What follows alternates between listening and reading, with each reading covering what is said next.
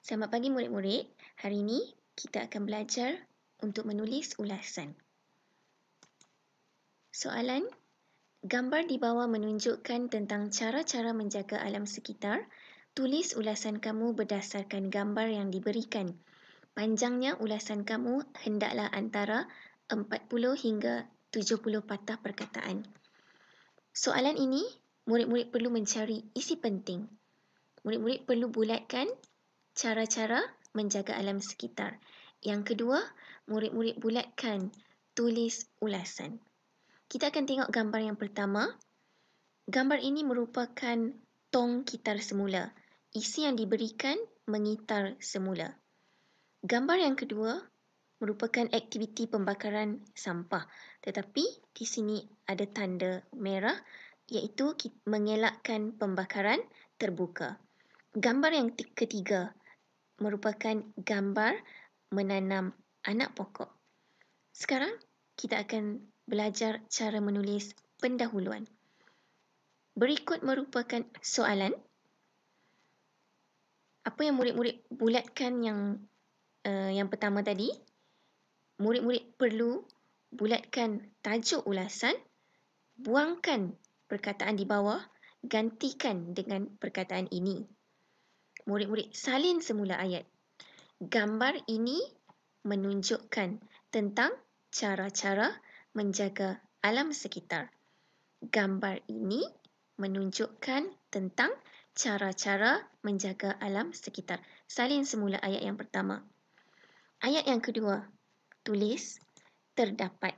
Terdapat berapa dalam gambar yang soalan tadi? Terdapat 3 gambar.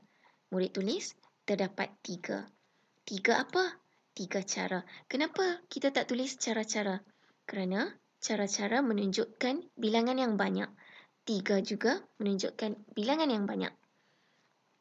Murid-murid hanya perlu menulis terdapat 3 cara. Cara apa?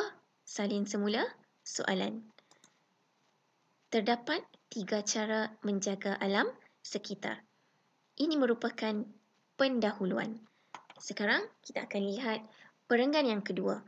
Kita akan mencari isi tersurat dan isi tersirat.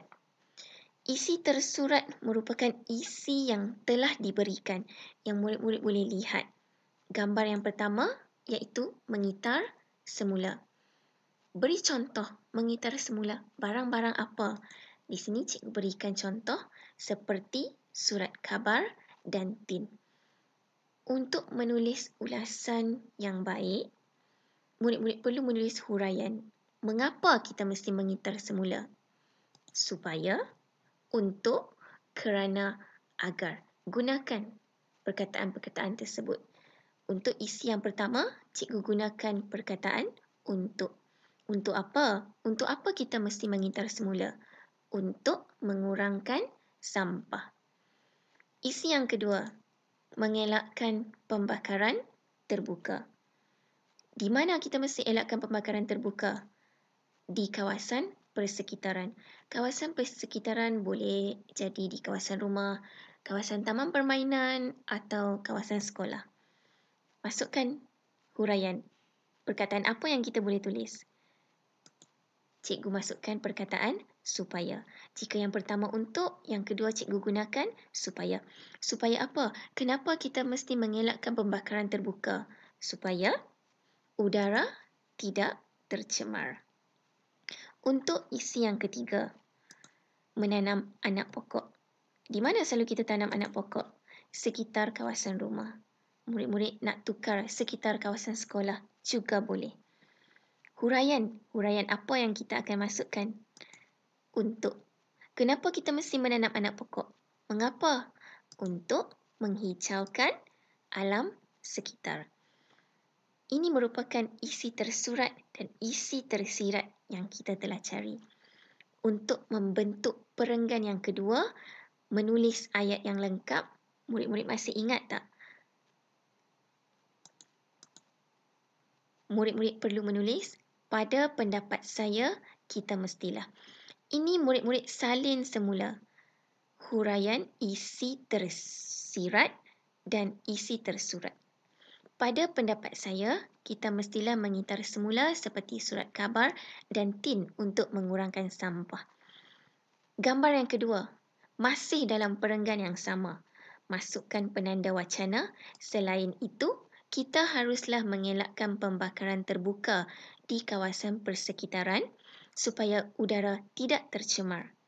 Penanda wacana yang ketiga, akhir sekali, kita perlulah menanam anak pokok sekitar kawasan rumah untuk menghijaukan alam sekitar.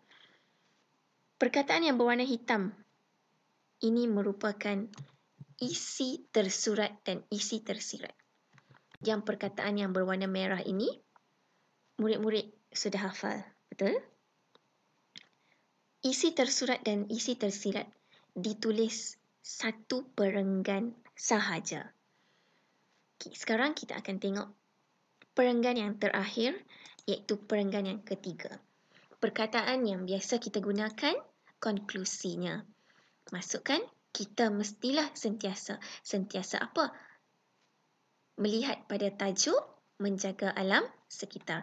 Konklusinya, kita mestilah sentiasa menjaga alam sekitar. Huraian, kenapa kita mesti jaga alam sekitar? Supaya apa? Supaya kawasan persekitaran kelihatan bersih. Apa lagi perkataan yang sinonim yang boleh kita gunakan?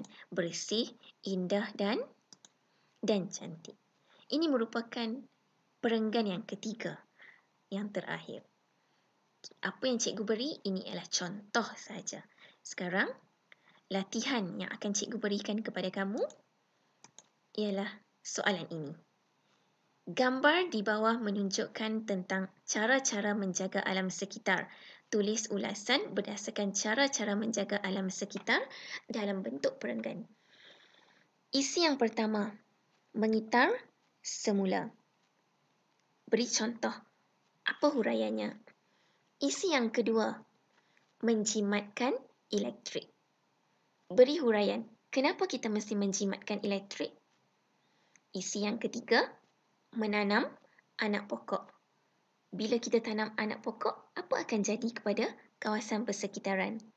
Dan isi yang terakhir, mengelakkan pembakaran terbuka. Kenapa kita mesti tidak membakar sampah secara terbuka? Ini cikgu nak kamu tuliskan perenggan yang pertama, pendahuluan. Isi yang kedua, mesti mempunyai isi tersurat dan isi tersirat. Dan isi yang ketiga, penutup, iaitu mula dengan perkataan konklusinya. Cikgu harap murid-murid dapat menulis ulasan dengan baik. Selamat mencuba!